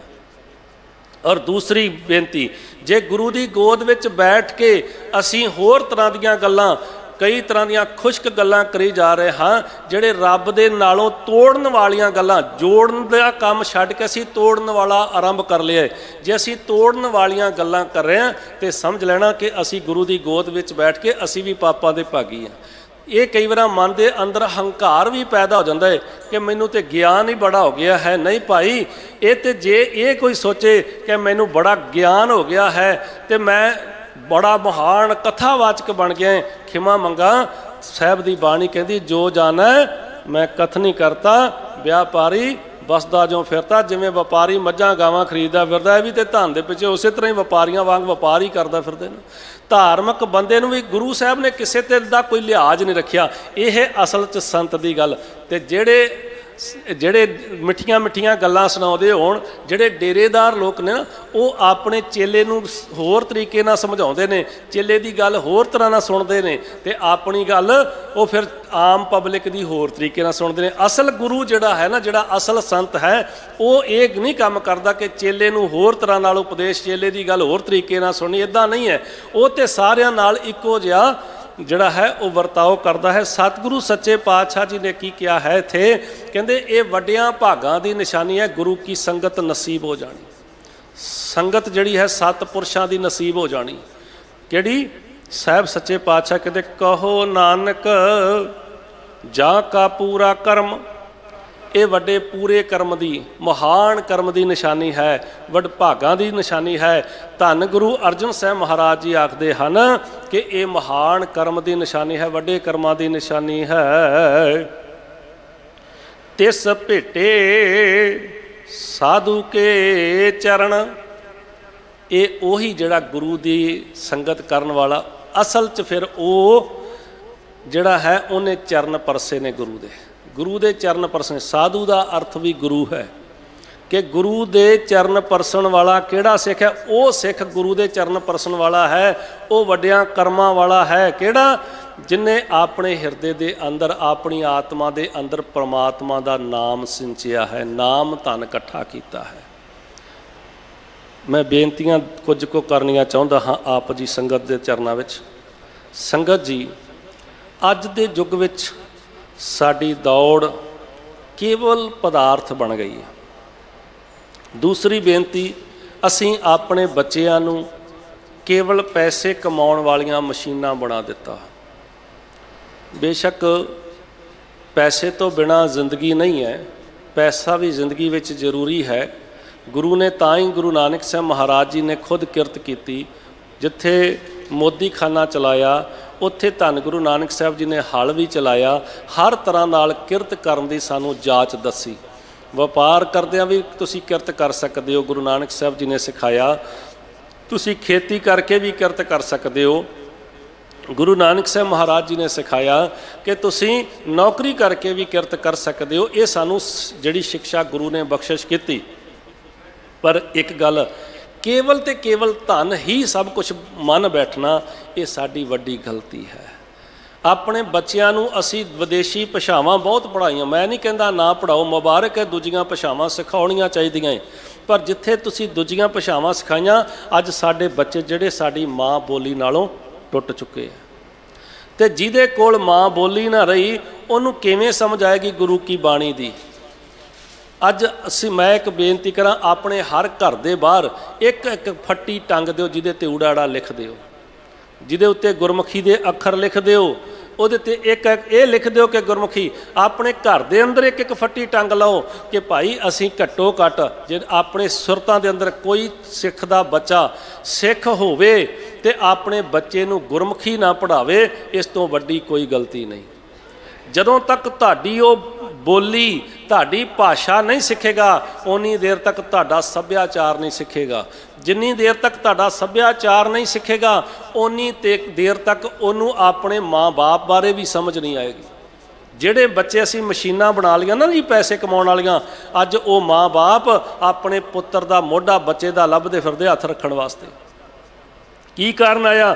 ਅਸੀਂ ਕਲਚਰ ਭੁੱਲ ਗਏ, ਅਸੀਂ ਮਾਂ-ਬਾਪ ਦੀ ਸੇਵਾ ਭੁੱਲ ਗਏ। ਜਿਹੜੀ ਸੇਵਾ ਗੁਰੂ ਨੇ ਸਾਨੂੰ ਦੱਸੀ ਸੀ ਆਪਣੇ ਮਾਂ-ਬਾਪ ਦੀ ਸੇਵਾ, ਉਹ ਭੁੱਲ ਚੁੱਕੇ। ਕਿਉਂ ਭੁੱਲ ਗਏ? ਕਿਉਂਕਿ ਅਸੀਂ ਉਹਨਾਂ ਨੂੰ ਪੈਸੇ ਕਮਾਉਣ ਵਾਲੀਆਂ ਮਸ਼ੀਨਾਂ ਬਣਾ ਲਿਆ, ਆਪਣੇ ਅਸਲ ਵਿਰਸੇ ਨਾਲੋਂ ਟੁੱਟ ਗਏ। ਸਾਡੀ ਇਹ ਹਾਲਤ ਹੋ ਗਈ ਕਿ ਅਸੀਂ ਕੇਵਲ ਤੇ ਕੇਵਲ ਧਨ ਦੇ ਪਿੱਛੇ ਦੌੜ ਲਾ ਲਈ। ਨਹੀਂ ਪਿਆਰਿਓ, ਧਨ ਤੇ ਪਿੱਛੇ ਕਮਾਉਣਾ ਚਾਹੀਦਾ ਹੈ, ਪਰ ਓਨਾ ਕੁ ਕਮਾਓ ਜਿੰਨੇ ਨਾਲ ਸਾਡਾ ਗੁਜ਼ਾਰਾ ਚੱਲੀ ਜਾਵੇ। ਉਹ 'ਚ ਕਮਾਓ, ਓਨੀ ਕਿਰਤ ਕਰੋ, ਜ਼ਿਆਦਾ ਇਹਦੇ ਵਿੱਚ ਲਵਰੇਜ ਨਾ ਹੋ ਜਾਵੋ, ਜ਼ਿਆਦਾ ਇਹਦੇ ਵਿੱਚ ਖੱਚਤ ਨਾ ਹੋ ਜਾਵੋ। ਕੇਵਲ ਤੇ ਕੇਵਲ ਪ੍ਰਮਾਤਮਾ ਦੀ ਬੰਦਗੀ ਵੱਲ ਆ ਜਾਓ। ਜਿਹੜੇ ਬੱਚੇ ਗੁਰੂ ਨਾਲ ਜੁੜ ਜਾਂਦੇ ਨੇ, ਜਿਨ੍ਹਾਂ ਦੀ ਆਤਮਾ ਆਪਣੇ ਗੁਰੂ ਨਾਲ ਜੁੜ ਜਾਂਦੀ, ਗੁਰੂ ਕੀ ਬਾਣੀ ਨਾਲ ਜੁੜ ਜਾਂਦੀ ਹੈ, ਆਤਮਾ ਦੇ ਅੰਦਰ ਟਿਕਾਓ ਤੇ ਚੈਨ ਬਣ ਜਾਂਦਾ ਹੈ। ਜਿਨ੍ਹਾਂ ਨੂੰ ਇਹ ਸਾਰੇ ਪਾਸੇ ਸਮਝ ਆ ਜਾਂਦੀ ਹੈ ਨਾ ਜੀ, ਤੇ ਫਿਰ ਉਹ ਈਰਖਾ ਵੀ ਉਹਨਾਂ ਦੇ ਅੰਦਰੋਂ ਖਤਮ ਹੋ ਜਾਂਦੀ ਤੇ ਸੇਵਾ ਭਾਵ ਵੀ ਆ ਜਾਂਦਾ ਹੈ। ਗੁਰੂ ਕੀ ਬਾਣੀ ਨੇ ਸੇਵਾ ਕਰਨ ਦੀ ਜਾਚ ਵੀ ਸਿਖਾਉਣੀ ਹੈ। ਗੁਰੂ ਕੀ ਬਾਣੀ ਨੇ, ਗੁਰੂ ਨੇ, ਇਹ ਸੰਤ ਦਾ ਸੁਭਾਅ ਹੈ ਕਿ ਉਹ ਸੇਵਾ ਕਰਨੀ ਵੀ ਸਿਖਾਉਂਦਾ ਹੈ। ਸੰਤ ਦਾ ਸੁਭਾਅ ਹੈ ਉਹ ਸਿਮਰਨ ਕਰਨਾ ਵੀ ਸਿਖਾਉਂਦਾ ਹੈ। ਸੰਤ ਦਾ ਸੁਭਾਅ ਹੈ ਕਿ ਉਹ ਰੱਬ ਨਾਲ ਜੋੜਨ ਦਾ ਤਰੀਕਾ ਜੋੜ ਕੇ ਰੱਖਦਾ। ਜਿਹੜਾ ਬੰਦਾ ਰੱਬ ਨਾਲ ਜੁੜਿਆ ਹੋਇਆ ਹੈ, ਉਹਦਾ ਜੀਵਨ ਹੀ ਅਸਲ ਸਫਲ ਹੈ। ਆ ਜੀਵਨ ਦੀ ਜਿਹੜੀ ਯਾਤਰਾ ਨਾ ਜੀ, ਇਹ ਸਫਲ ਤਾਂ ਹੋਣੀ ਹੈ ਜੇ ਅਸੀਂ ਗੁਰੂ ਨਾਲ ਜੁੜੇ ਹੋਏ ਹਾਂ। ਤੇ ਜੇ ਗੁਰੂ ਨਾਲੋਂ ਟੁੱਟ ਗਏ ਨਾ ਜੀ, ਫਿਰ ਤਾਂ ਉਸੇ ਹੀ ਜਿਲਣ ਵਿੱਚ ਅਸੀਂ ਫਸ ਗਏ ਨਾ ਜਿਹੜੇ 'ਚ ਬਾਕੀ ਸੰਸਾਰ ਫਸਿਆ ਹੈ। ਜੇ ਗੁਰੂ ਕੀ ਗੋਦ ਵਿੱਚ ਆਉਂਦੇ ਹੋ, ਨਿਤਾ ਪ੍ਰਤੀ ਕਥਾ ਸਰਵਣ ਕਰਦੇ ਹੋ, ਕੀਰਤਨ ਸਰਵਣ ਕਰਦੇ ਹੋ, ਤੇ ਜੀਵਨ ਵਿੱਚ ਥੋੜ੍ਹੀ ਥੋੜ੍ਹੀ ਕਿਣਕਾ ਕਿਣਕਾ ਤਬਦੀਲੀ ਲਿਆਉਣ ਦਾ ਜ਼ਰੂਰ ਯਤਨ ਕਰੀਏ। ਆਪਣੇ ਪਰਿਵਾਰਾਂ ਨੂੰ, ਆਪਣੇ ਬੱਚਿਆਂ ਨੂੰ ਬਾਣੀ ਤੇ ਬਾਣੇ ਦੇ ਧਾਰਨੀ ਬਣਾਈਏ। ਸੰਗਤ ਜੀ, ਅਸੀਂ ਬਾਣੀ ਦੇ ਨਾਲ, ਵੇਖੋ ਜੀ, ਬਾਣੀ ਤੋਂ ਟੁੱਟਣ ਕਰਕੇ ਬਾਣੇ ਨਾਲੋਂ ਵੀ ਟੁੱਟ ਗਏ। ਨਾ ਸਾਡੇ ਕੋਲ ਬਾਣਾ ਰਿਹਾ, ਨਾ ਸਾਡੇ ਕੋਲ ਬਾਣੀ ਰਹੀ। ਜੇ ਬਾਣੀ ਸਾਡੇ ਕੋਲ ਹੁੰਦੀ, ਜੇ ਬਾਣਾ ਸਾਡੇ ਕੋਲ ਹੋਵੇ, ਤੇ ਫਿਰ ਉਸ ਸਿੱਖ ਵਰਗਾ ਦੁਨੀਆ ਤੇ ਖੂਬਸੂਰਤ ਇਨਸਾਨ ਕੋਈ ਨਹੀਂ ਜਿਹੜਾ ਗੁਰੂ ਗੋਬਿੰਦ ਸਿੰਘ ਸਾਹਿਬ ਮਹਾਰਾਜ ਜੀ ਦੀ ਰਹਿਤ ਵਿੱਚ ਹੈ ਤੇ ਬਾਣੀ ਤੇ ਬਾਣੇ ਦੇ ਅਨੁਸਾਰ ਆਪਣਾ ਜੀਵਨ ਜਿੰਦਾ ਹੈ, ਭਾਵੇਂ ਉਹਦੇ ਕੋਲ ਧਨ ਥੋੜਾ ਵੀ ਕਿਉਂ ਨਾ ਹੋਵੇ। ਪਰ ਜੇ ਕਿਸੇ ਕੋਈ ਇਨਸਾਨ, ਕੋਈ ਗੁਰੂ ਗੋਬਿੰਦ ਸਿੰਘ ਮਹਾਰਾਜ ਜੀ ਦਾ ਸਿੱਖ ਹੋ ਕੇ ਬਾਣੀ ਨਾਲੋਂ ਟੁੱਟ ਜਾਵੇ, ਬਾਣੇ ਨਾਲੋਂ ਟੁੱਟ ਜਾਵੇ, ਪੰਜ ਕਕਾਰੀ ਵਰਦੀ ਨਾ ਹੋਵੇ, ਅੰਮ੍ਰਿਤ ਨਾ ਛਕਿਆ ਹੋਵੇ, ਤੇ ਸਮਝ ਲੈਣਾ ਉਸ ਤੋਂ ਵੱਧ ਮਨੁੱਖ ਵੀ ਕੋਈ ਨਹੀਂ ਹੈ। ਸਭ ਤੋਂ ਵੱਧ ਮਨੁੱਖ ਉਹ ਹੈ ਗੁਰੂ ਦਾ ਸਿੱਖ ਹੋ ਕੇ ਗੁਰੂ ਨਾਲੋਂ ਟੁੱਟ ਗਿਆ, ਤੇ ਸਭ ਤੋਂ ਭਲਾ ਮਨੁੱਖ ਉਹ ਹੈ ਜਿਹੜਾ ਗੁਰੂ ਨਾਲ ਜੁੜ ਗਿਆ, ਭਾਵੇਂ ਕਿਸੇ ਹਾਲਾਤ ਵਿੱਚ ਵੀ ਹੋਵੇ। ਜਿਹੜਾ ਆਤਮਾ ਦਾ ਬੈਲੈਂਸ ਹੈ ਨਾ, ਸੁੱਖਾਂ ਵਿੱਚ ਤੇ ਬੈਲੈਂਸ ਸਭ ਦਾ ਬਣਦਾ ਹੈ, ਦੁੱਖ ਵਿੱਚ ਬੈਲੈਂਸ ਉਸੇ ਦਾ ਬਣਦਾ ਜਿਹੜਾ ਗੁਰੂ ਨਾਲ ਜੁੜਦਾ ਹੈ। ਤੇ ਜਿਹੜੇ ਗੁਰੂ ਨਾਲ ਜੁੜ ਗਏ, ਉਹਨਾਂ ਦੀ ਲਾਈਫ ਦਾ ਬੈਲੈਂਸ ਐਸਾ ਬਣਿਆ, ਭਾਵੇਂ ਖੋਪਰ ਲੈ ਗਿਆ, ਬੰਦ ਕੱਟਿਆ ਗਿਆ, ਸਰੀਰ ਦੇ ਦੋ ਫਾੜ ਹੋ ਗਏ, ਦੇਗ ਵਿੱਚ ਉਬਲ ਗਏ। ਆਪਾਂ ਕਿੰਨਾ ਇਤਿਹਾਸ ਜਾਣਦੇ ਹਾਂ। ਸਵਾ ਮਣ ਦੇ ਪੀਸੇ, ਖੰਨੀ ਰੋਟੀ ਤੇ ਗੁਜ਼ਾਰਾ ਕੀਤਾ, ਆਪਣੇ ਬੱਚਿਆਂ ਦੇ ਟੁਕੜੇ ਕਰਵਾਏ। ਕੀ ਜਿਹੜੇ ਟੁਕੜੇ ਕਰਵਾਉਂਦੇ ਸਨ ਉਹ ਪਾਗਲ ਸਨ, ਉਹ ਕਮਲੇ ਸਨ? ਨਹੀਂ ਭਾਈ। ਜਿਨ੍ਹਾਂ ਨੇ ਆਪਣੇ ਬੱਚਿਆਂ ਦੇ ਟੁਕੜੇ ਕਰਵਾ ਕੇ ਗਲਾਂ 'ਚ ਪਵਾ ਲਏ, ਹਾਰ ਪਵਾ ਲਏ, ਅੱਜ ਸਾਡੇ ਬੱਚੇ ਦੇ ਕੰਡਾ ਵੀ ਵਾਜੇ ਤੇ ਅਸੀਂ ਤਰਬਕਦੇ ਹਾਂ। ਉਹ ਕਿਵੇਂ ਕਰਾ ਗਏ? ਉਹਨਾਂ ਨੇ ਧਰਮ ਦੀ ਖਾਤਰ ਧਰਮ ਤੋਂ ਨਹੀਂ ਡੋਲੇ, ਤੇ ਉਹਨਾਂ ਦਾ ਜ਼ਿਕਰ ਅਰਦਾਸ ਵਿੱਚ ਆਉਂਦਾ ਹੈ। ਤੇ ਫਿਰ ਅਸੀਂ ਕਿਉਂ ਇਸ ਤੋਂ ਪਾਸਾ ਕਰ ਗਏ? ਰਹਿਤ ਮਰਿਆਦਾ ਤੋਂ ਅਸੀਂ ਪਾਸਾ ਕਰ ਗਏ ਨਾ। ਮੈਂ ਕਈ ਵਾਰ ਇਹ ਗੱਲ ਕਹੀ, ਅੱਜ ਵੀ ਕਹਿਣਾ ਹੈ ਕਿ ਜਿਹੜੇ ਲੋਕ ਆਪਣੇ ਬੱਚਿਆਂ ਤੇ ਬੱਚੀਆਂ ਦੇ ਆਨੰਦ ਕਾਰਜ, ਬੱਚਿਆਂ ਲਈ ਰਿਸ਼ਤੇ ਸਿੱਖ ਰਹਿਤ ਮਰਿਆਦਾ ਪੜ੍ਹ ਕੇ ਕਰਨਗੇ ਨਾ, ਉਹਨਾਂ ਦੇ ਤਲਾਕ ਦੀ ਨੌਬਤ ਨਹੀਂ ਆਏਗੀ। ਤਲਾਕ ਦੀ ਨੌਬਤ ਉੱਥੇ ਆਉਂਦੀ ਹੈ ਜਿਨ੍ਹਾਂ ਦੇ ਜੀਵਨ ਵਿੱਚ ਕਰੈਕਟਰ, ਕਿਰਦਾਰ ਵਿੱਚ ਦਿੱਕਤ ਆ ਜਾਂਦੀ ਹੈ। ਅਸੀਂ ਕੇਵਲ ਬੱਚੇ ਦੀ ਪ੍ਰਾਪਰਟੀ ਤਾਂ ਦੇਖ ਲਈ, ਪਰ ਬੱਚੇ ਦਾ ਕਿਰਦਾਰ ਤਾਂ ਦੇਖਿਆ ਹੀ ਨਹੀਂ, ਕਰੈਕਟਰ ਤਾਂ ਦੇਖਿਆ ਹੀ ਨਹੀਂ। ਮੁਸ਼ਕਲ ਆਏਗੀ। ਸੋ ਇਸ ਕਰਕੇ ਸਾਨੂੰ ਜਿਹੜੀ ਰਹਿਣੀ ਦਿੱਤੀ ਹੋਈ ਹੈ, ਉਹਨੂੰ ਆਪਾਂ ਰਹਿਤ ਵਿੱਚ ਰਹੀਏ, ਤੇ ਜਿਹੜਾ ਰਹਿਤ ਵਿੱਚ ਰਹੇਗਾ ਉਹਨੂੰ ਹੀ ਧੰਨ ਗੁਰੂ ਗੋਬਿੰਦ ਸਿੰਘ ਸਾਹਿਬ ਜੀ ਕਹਿੰਦੇ ਉਹ ਮੇਰਾ ਸਿੱਖ ਹੈ। ਰਹਿਣੀ ਰਹੇ ਸੋਈ ਸਿੱਖ ਮੇਰਾ। ਸੋ ਸਤਿਗੁਰੂ ਜੀ ਕਹਿੰਦੇ ਜਿਹੜਾ ਮੇਰੀ ਰਹਿਤ ਵਿੱਚ ਰਹੇਗਾ ਉਹ ਮੇਰਾ ਸਿੱਖ ਹੋਏਗਾ। ਰਹਿਤ ਬਿਨਾਂ ਨਾ ਹੈ ਸਿੱਖ ਕਹਾਵੇ, ਰਹਿਤ ਬਿਨਾਂ ਦਰ ਚੋਟਾਂ ਖਾਵੇ। ਰਹਿਤ ਤੋਂ ਬਿਨਾਂ ਅਸੀਂ ਫਿਰ ਭਟਕਦੇ ਹੀ ਫਿਰਾਂਗੇ, ਚੋਟਾਂ ਹੀ ਖਾਣਾ ਹੈ। ਤੇ ਜਿਹੜੇ ਕਰਮ ਕਾਂਡ, ਉਹਨਾਂ ਤੋਂ ਵੀ ਆਪਾਂ ਪਰਹੇਜ਼ ਕਰੀਏ। ਜਿਹੜੇ ਡੇਰੇਦਾਰ, ਜਿਨ੍ਹਾਂ ਨੇ ਡੇਰੇ ਬਣਾ ਲਏ, ਆਪਣੇ ਚੇਲੇ ਬਣਾ ਲਏ, ਗੱਡੀਆਂ ਬਣਾ ਲਈਆਂ, ਪ੍ਰਾਪਰਟੀਆਂ ਬਣਾ ਲਈਆਂ, ਉਹਨਾਂ ਦੇ ਚਰਨਾਂ 'ਚ ਵੀ ਬੇਨਤੀ ਹੈ ਭਾਈ ਆਪਾਂ ਗੁਰੂ ਨਾਲ ਜੁੜੀਏ, ਉਹਨਾਂ ਨੂੰ ਵੀ ਲੋੜ ਹੈ ਕਿ ਉਹਨਾਂ ਨੇ ਵੀ ਇਸ ਸੰਸਾਰ ਤੋਂ ਪਾਰ ਹੋਣਾ ਹੈ। ਉਹ ਵੀ ਭਾਈ ਡੇਰੇਦਾਰੀਆਂ ਤੋਂ ਦੇ ਨਾਲ ਬੇਸ਼ ਆਪਣੀ ਡੇਰੇਦਾਰੀ ਦੇ ਵਿੱਚ ਰਹਿ ਕੇ ਗੁਰੂ ਨਾਲ ਜੁੜਨ ਦਾ ਜਿਹੜਾ ਉਪਰਾਲਾ ਉਹ ਜ਼ਰੂਰ ਕਰਨ। ਜਿਹੜੇ ਕਰਦੇ ਨੇ ਉਹ ਮੁਬਾਰਕ ਹੈ। ਸਾਰਿਆਂ ਦਾ ਧੰਨਵਾਦ ਕਰਦਾ ਹੋਇਆ ਸਿੰਘ ਸਾਹਿਬਾਨ ਜੀ ਦਾ। ਸੋ ਸਾਰੇ ਇੱਥੋਂ ਦੇ ਪ੍ਰਬੰਧਕਾਂ ਦਾ ਹਾਰਦਿਕ ਤੌਰ 'ਤੇ ਧੰਨਵਾਦ, ਜਿਨ੍ਹਾਂ ਨੇ ਇਹ ਰੱਬ ਵਰਗੀਆਂ ਸੰਗਤਾਂ ਦੇ ਦਰਸ਼ਨ ਕਰਨ ਦਾ ਸੁਭਾਗ ਬਖਸ਼ਿਸ਼ ਕੀਤਾ ਹੈ। ਮੇਰੀਆਂ ਭੁੱਲਾਂ ਮੇਰੀ ਝੋਲੀ ਵਿੱਚ, ਗੁਰੂ ਦੇ ਬਚਨ ਆਪਣੇ ਹਿਰਦੇ ਵਿੱਚ ਵਸਾ ਕੇ ਆਖਰੀ ਤੇ ਪਹਿਲੀ ਬੇਨਤੀ ਹੈ, ਉਹ ਐਸੀ ਮਹਾਨ ਸ਼ਖਸੀਅਤ ਧੰਨ ਧੰਨ ਬਾਬਾ ਦੀਪ ਸਿੰਘ ਜੀ, ਆਪਾਂ 2 ਵਾਰ ਜ਼ਰੂਰ ਪੜ੍ਹ ਲਈਏ। ਧੰਨ ਹੈ, ਧੰਨ ਹੈ, ਧੰਨ ਹੈ ਬਾਬਾ ਦੀਪ ਸਿੰਘ ਜੀ, ਧੰਨ ਹੈ, ਧੰਨ ਹੈ, ਧੰਨ ਹੈ, ਧੰਨ ਹੈ ਬਾਬਾ ਦੀਪ ਸਿੰਘ ਜੀ, ਧੰਨ ਹੈ।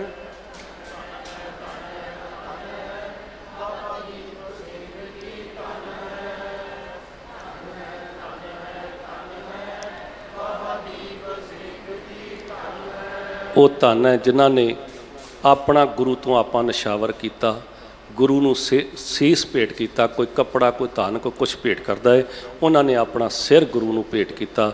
ਉਹ ਧੰਨ ਨੇ। ਆਓ ਧੰਨ ਗੁਰੂ ਹਰਿਕ੍ਰਿਸ਼ਨ ਸਾਹਿਬ ਮਹਾਰਾਜ ਜੀ ਸਾਡੇ ਸਾਰਿਆਂ ਦੀਆਂ ਹਾਜ਼ਰੀਆਂ ਲਾਉਣ। ਭੁੱਲਾਂ ਦੀਆਂ ਖਿਮਾ ਬਖਸ਼ੋ ਅਸੀਸ ਤੇ ਆਖੋ ਜੀ ਵਾਹਿਗੁਰੂ ਜੀ ਕਾ ਖਾਲਸਾ, ਵਾਹਿਗੁਰੂ ਜੀ ਕੀ ਫਤਿਹ। ਰਾਮ ਕਲੀ